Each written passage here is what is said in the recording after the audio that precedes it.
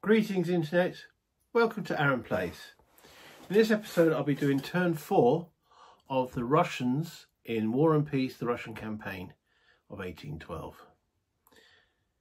In the French turn 4 we had an interesting scuffle in and around Smolensk, which the French got the upper hand, but it wasn't decisive.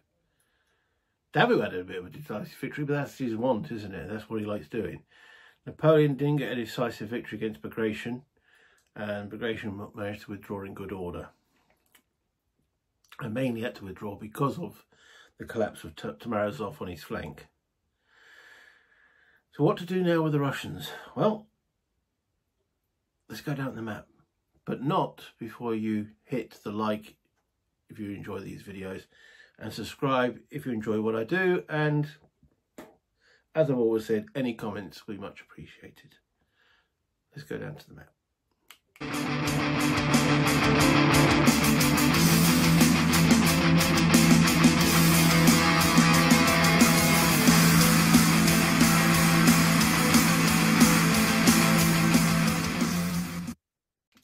Okay, as we can see, the French, the fall of Kiev was a bit of a surprise, a bit of a sucker punch.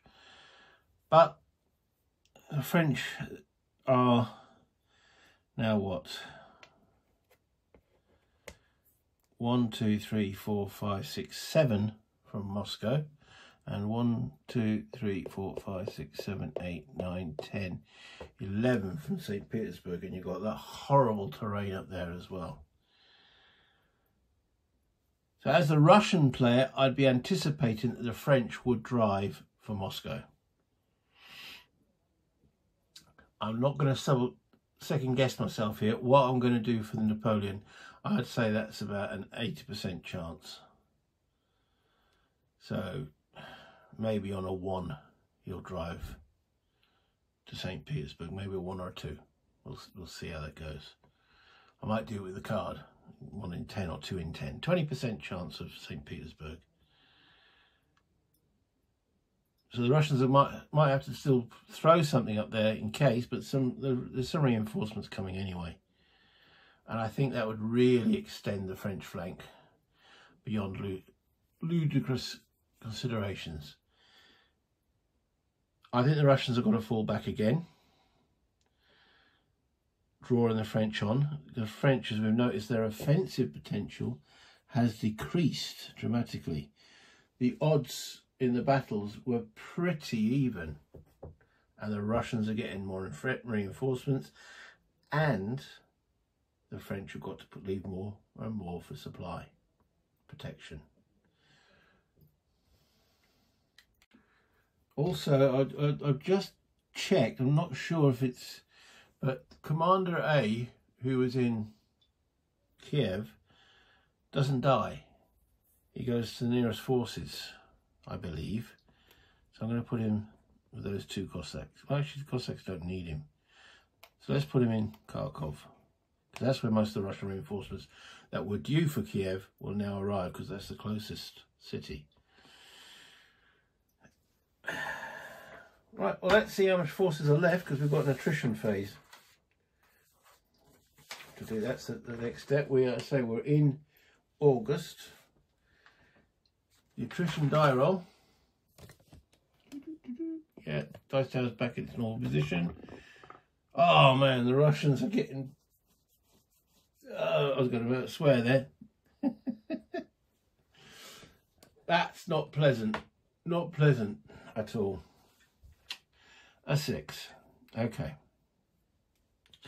Fortunately, there's not many forces left. There's no attrition in this hex. Barclay has got 2, 3, 4, 5, 6, 7. 7 forces. So it's on the 6 to 10. Rolls a 6 is a 2. Okay, so we've got home country -1, Spain or Russia +1. Are they in supply? I've got Moscow to this force, 1, 2, 3 to this force. Just. So they're in supply. So it's 2 losses. 1 infantry, 1 cavalry. Not nice, because that's... Oh, no, there are some standard Russians there. Thought they were going to lose a guardman there. Then Bagration with Tomarazov. Tomarazov's got 2, Bagration's got 1, 2, 3, 4, 5, 6. So it takes a total to 8. So it's going to be 2 losses as well, same column. So Russian infantryman. Unfortunately, it has to be a Russian cavalryman as well. Cossacks, no. Doktorov, no. He's only got no one. He's just coming down here to help there. And Benegessen. 1, 2, 3, 4, 5.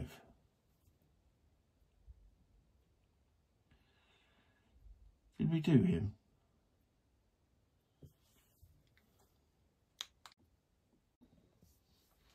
Nope, after watching the last bit of a take there, I hadn't done my guessing. I should, yeah, I'm got to put a sequence in, working from left to right or right to left. Anyway, so being guessing with 5 troops loses 1 of them. Okay. I think it's time to fall back for the Russians. But, I'm rushing it here. Hold on, we've just done the attrition.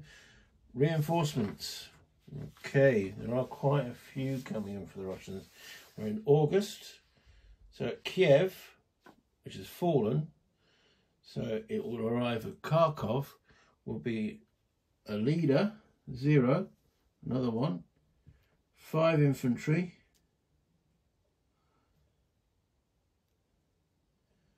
and 2 cavalry. Then we get the standard 2 infantry at Moscow. That puts them at 3. And 1 at Kiev, which now will go to Kharkov as well. So there's now a force in Kharkov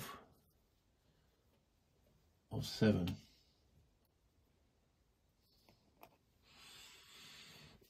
And also, is there any, did any Cossacks bite the dust? Because we automatically get a Cossack back. No, we've got no Cossack replacements. So would have got a Cossack in Moscow.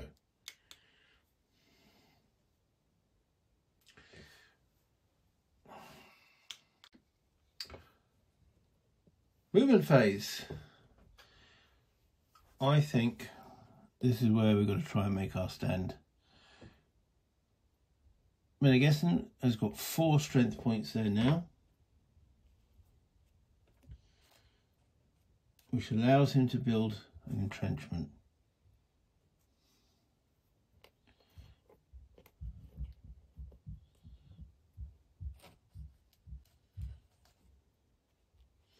And the Russians are going to fall back on that entrenchment.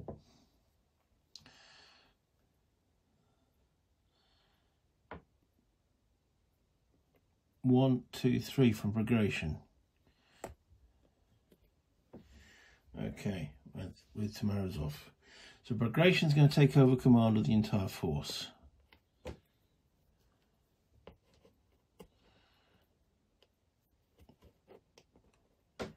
With Bagration and Tomarazov behind him.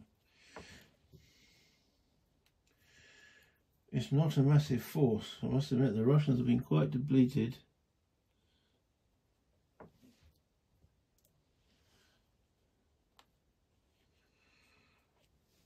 That looks like the Borodino position, doesn't it? 1, 2, 3, 4, 5, 6, 7, 8 infantry and 2 cavalry. Wow. That's 50,000 men with Barclay and Benegessen combined, entrenched. Barclay, 1, 2, 3.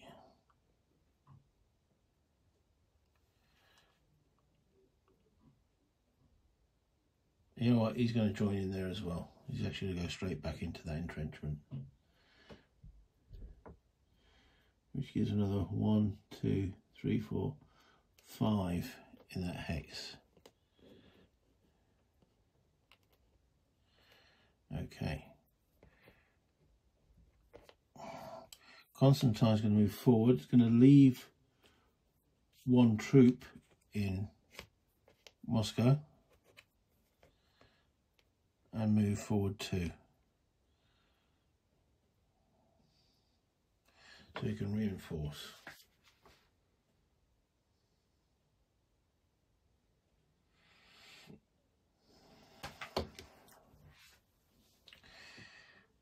Okay, then from the southern part of the map we have Commander A and Commander B. Right, we're going to leave Commander B behind.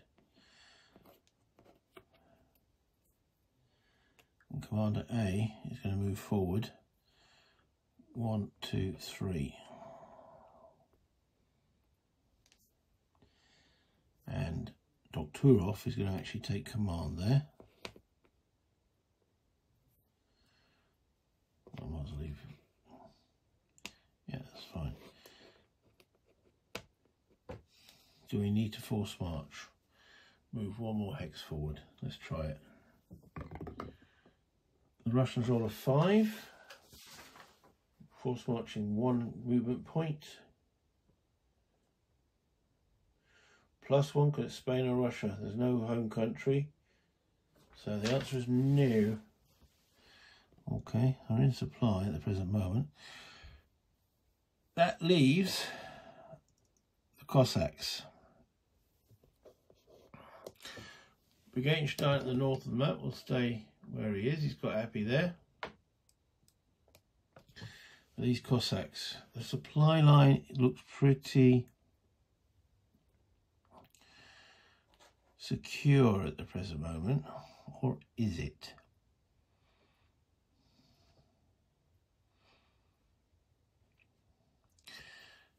If we can get, I'll do all the green cubes.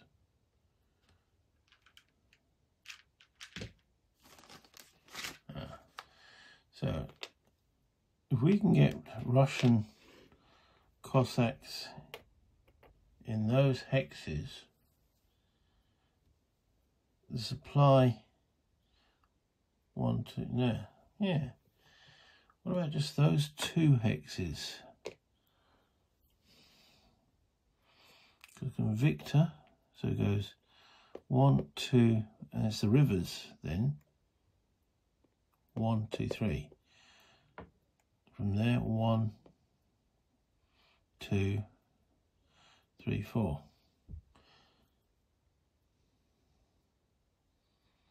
I think it's worth a punt. Slow those Frenchies down. Right, but the Russian cavalry, Cossacks, are on this river. So if they go to there, which they're allowed to for 1, then it would be 2, 3 to there. That's fine. Whoops. 1 into there. Then to cross the river. And into that one will be 3. And 4 to there. And that one there. Now, let's just double check that. So from there to there, or to there, then it's 1, 2, I suppose you could count the nay on this side of the river for 3. So I need to do another Russian in that hex. Well, there's 1 more Cossack. There's this one here. 1, 2, 3, 4, 5, 6. He's going to struggle to get there.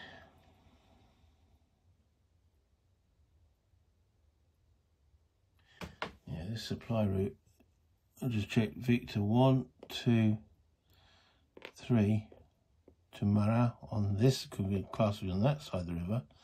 Then 1, 2, and then we're fine.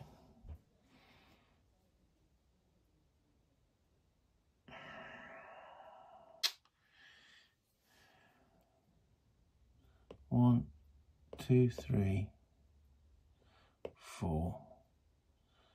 1, 2, 3. We need to force march 3 of the Cossack.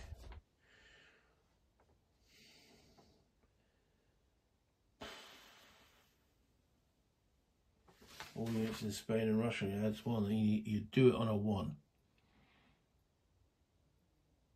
Now, that was a worthwhile effort, but let's put those back. They can't quite cut the supply off. This one Cossack over here is just too far away. 1, 2, 3, 4.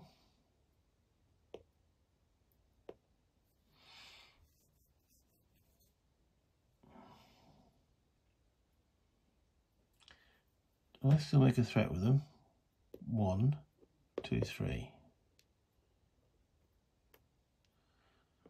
1, 2, 3, 4.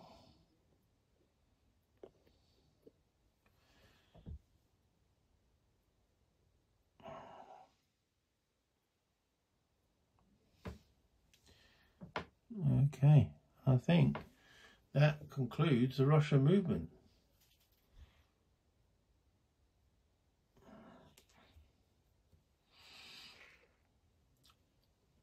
Let's bring it back up. Okay, so the Russians bugging out. They don't have much strength left. But then again, neither do the French. And the Russians will get stronger, as I've said already. The French will get weaker as the further they go in. There was also 2 hexes difference on cutting off most of the French units from being out of supply with those Cossacks. If that one other Cossack was 2 hexes closer, that would have been a string of 3 Russian Cossacks. That would have definitely increased the attrition rolls. But we're halfway through the game. We've completed 4 turns. So I hope you've enjoyed what you've seen so far. And we'll continue joining me. If you like what you've seen, you know the buttons to press. If you enjoy what I do generally, please subscribe. Hit the notification button, then you'll see every video I bring up. And then finally, and most importantly, make comments. Because I love the comments, I love reading them. And it encourages and improves my play, especially if someone makes an observation that it will improve, point something out I've missed. And anybody, other players that are watching and reading the comments will all learn that as well. So it's just a general improvement of our knowledge of the game. But until next time, remember, have fun, play your games, enjoy what you're doing. Bye, Internet.